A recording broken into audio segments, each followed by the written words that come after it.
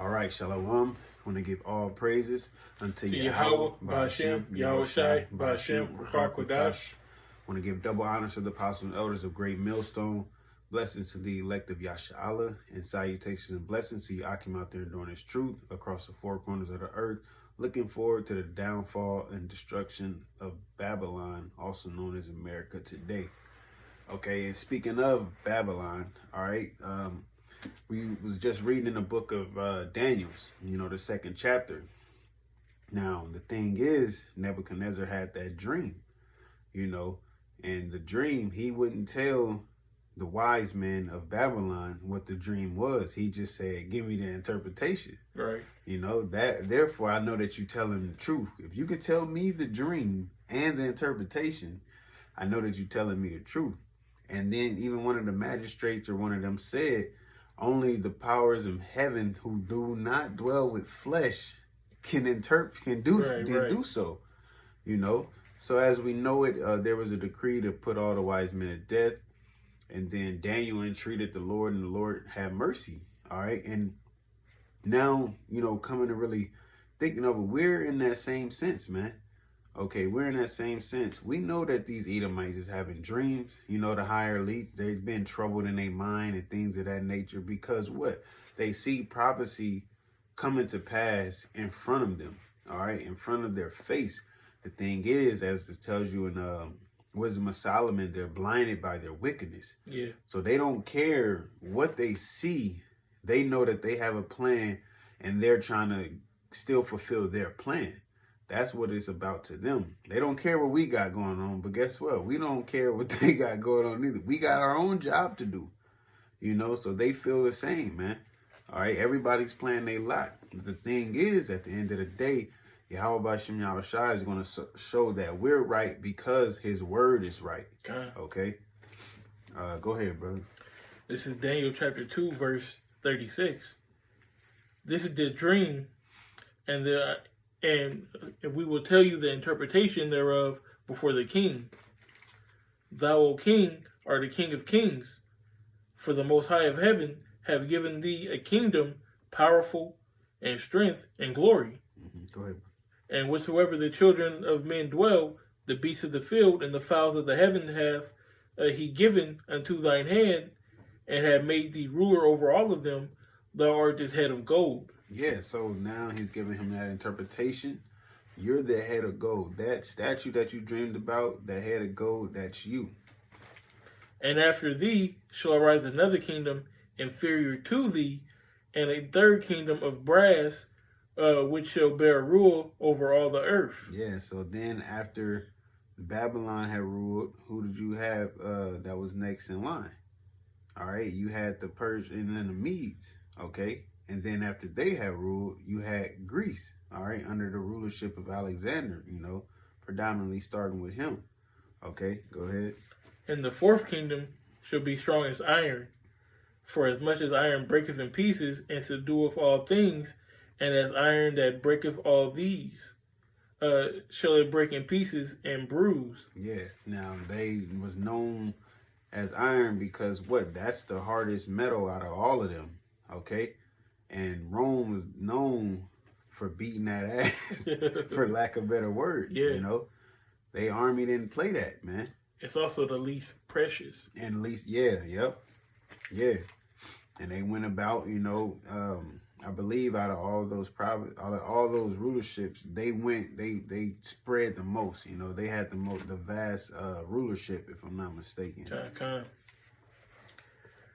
And whereas thou sawest the feet and toes, the part of potter's clay and part of iron, the kingdom shall be divided. Mm-hmm. But there should be in it of the strength of iron, for as much as thou sawest the iron mixed with miry clay.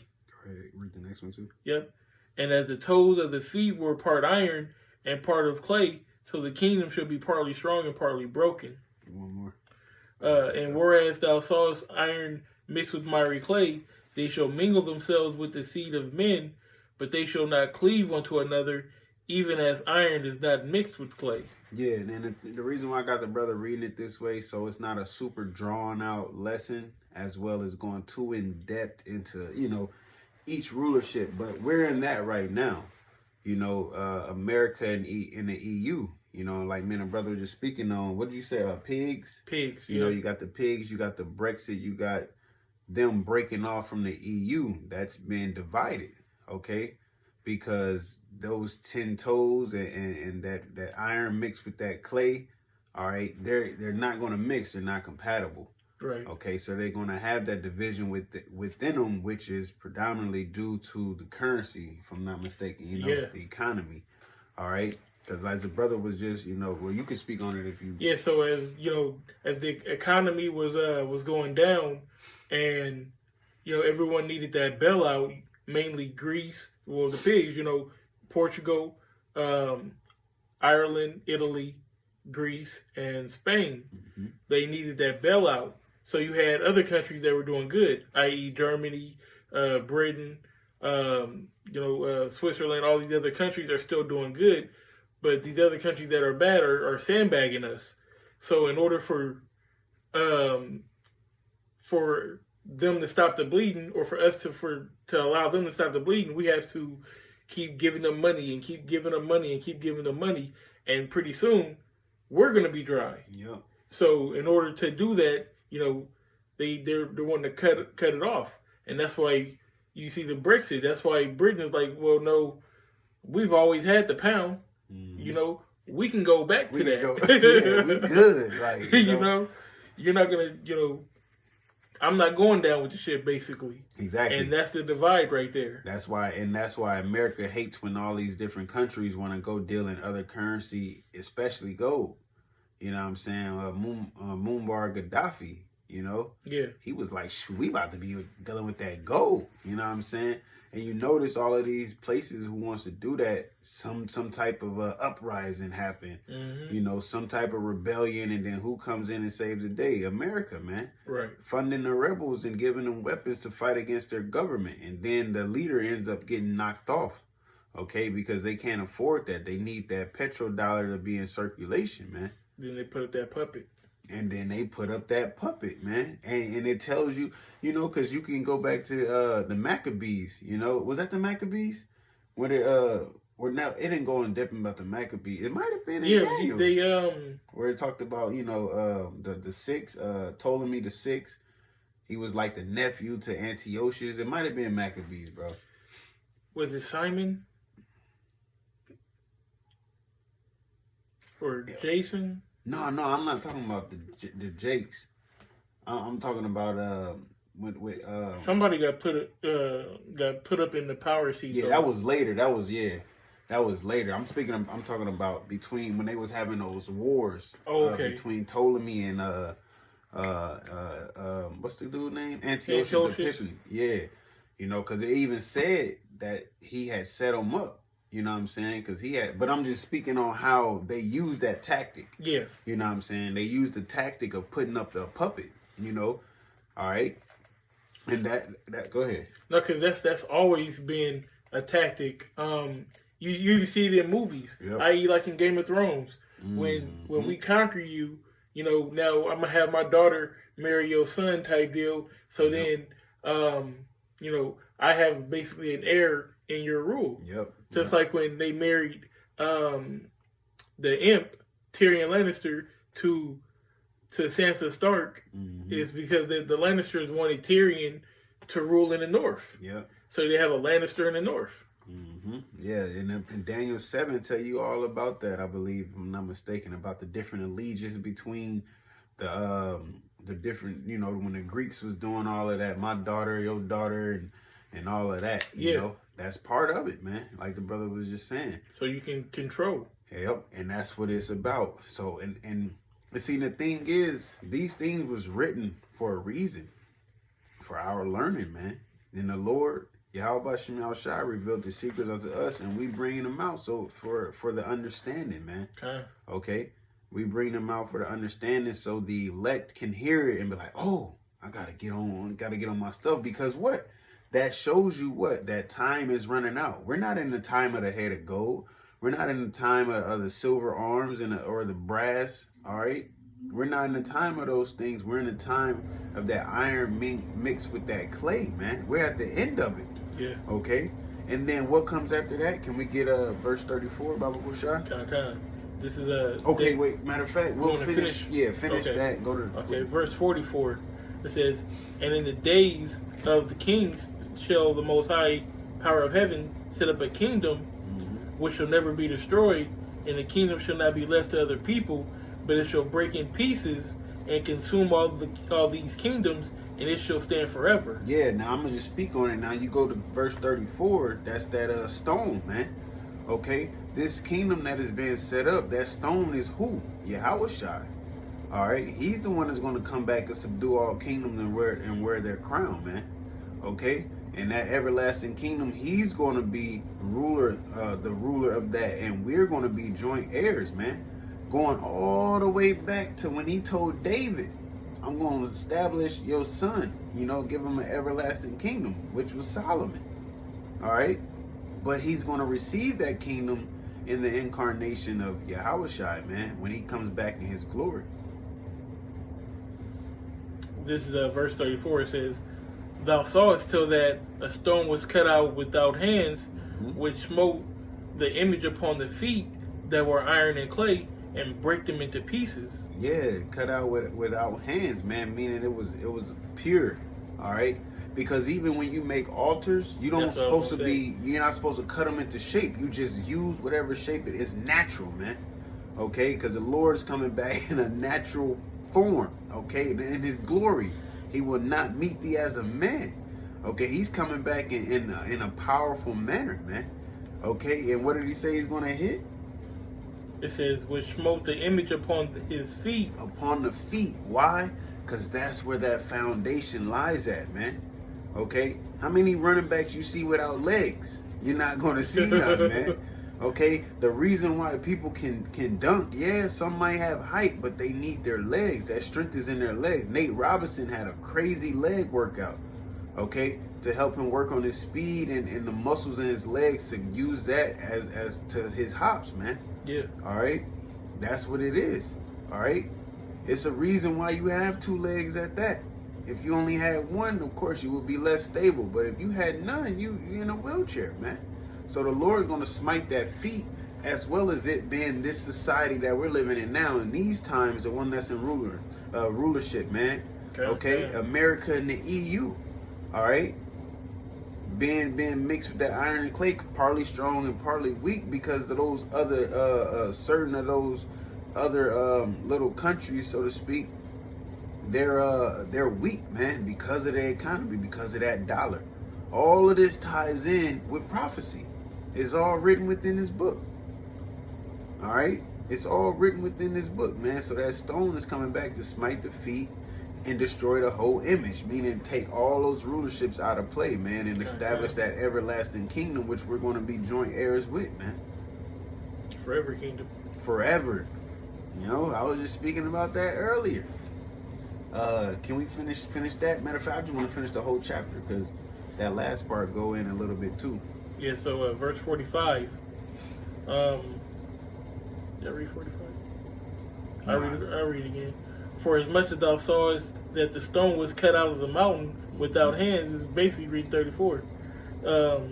For as much as thou sawest that the stone was cut out of the mountain without hands, and it break in pieces the iron, the brass, the clay, the silver, and the gold, the great power have made known to the king what shall come to pass hereafter, and the dream is certain, and the interpretation thereof sure. And so far, it's been sure, man. So far, if this was written during, Babylon, all right, he got told about himself and who came after him and who came after them and who came after them until now. And everything has come to pass so far, so why would anything fail at this moment? Right. All right. And like the apostles always say, scholars confirm this. Scholars confirm this. Okay? There is no prophecy written within here that will fail. Why? Because the scriptures say so. So that's not going to fail either. All right? Then the king Nebuchadnezzar fell upon his face and worshipped Daniel, and commanded that they should offer an oblation and sweet odors unto him. The king answered unto Daniel and said, of a truth it is that your power is a power of your power is a God of gods and a Lord of kings and a revealer of secrets, seeing thou couldst reveal this secret. He's unordinary, man. He's extraordinary at that, you know. Omnipotent, the Most High. All right, he does things that other so-called gods can't and won't and will never do. That's what makes him the Most High. Right, You can't be the Most High the if you're most equal. Yeah. Oh, you the high? Well, I'm the Most High. I'm the max. I'm the peak. I'm the summit. No equal high. Yeah. Or, you know. None of that. Because you got people running around talking about God the Mother. Ain't nobody besides the Most High. How can you be equal to some? How can you be the Most High and be equal to somebody? Like, no. It's not going to work like that. Is that it to it? Then the king made Daniel a great man and gave him many great gifts and made him a ruler over the provinces of Babylon and chief of the governors of all the wise men of Babylon. Then Daniel requested the king that he set Shadrach, Meshach, and Abednego over the affairs of the province of Babylon, but Daniel sat in the gate of the king. Yeah, he ain't forget about his people, man. He like, we all came here together. We was all wise men, you know. Hey, I ain't gonna forget about y'all. I got y'all. Hey, if you want me to help you out governing your province and all of that, I'm cool with that. But put my homies on. You know what I'm saying? Put my homies on.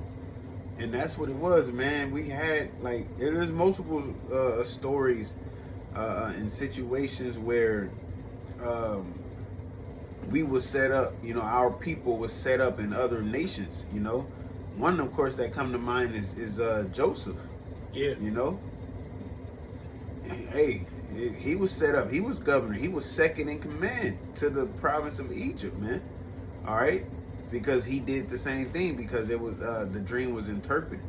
Okay? And he saved Egypt from failing. But the Egyptians is also much greater than the Israelites, right? Like, no, man. And it ain't even about that. You know, it's really about the Heavenly Father. He the one that allowed that dream to be interpreted to save Egypt. So what? We can come down there and we can, you know, go through what we went through, and then he can show his power to the world and deliver us. So we can, oh, okay, yeah, we got to do right. And we're in the same situation, man. The same situation. Esther with the Festival of Lights. Yes, yep. Same, yep. And that's how it is, man. But now we're in that time where they hate the prophets, you know. They don't want to hear. They got their own plan that they're trying to set up. Matter of fact, they don't respect YAHAWAH BAHASHAM YAHAWASHI, man. That's what it is. That's exactly what it is, you know. But the Lord's going to show his power, man. Okay, through his son, through his prophecies, and through his men, through his prophets. All right. But with that, Lord willing, you was edified, and we want to give all praises unto YAHAWAH BAHASHAM YAHAWASHI BAHASHAM QADASH. All right, double honors to the apostles and elders once again, and blessing to the elect, which consists of the Negroes, Latinos, and Native Americans, and salutations and blessings to you, Akim, out there doing this truth across the four corners of the earth, and blessings unto you, women and children that follow. Shalom. Shalom.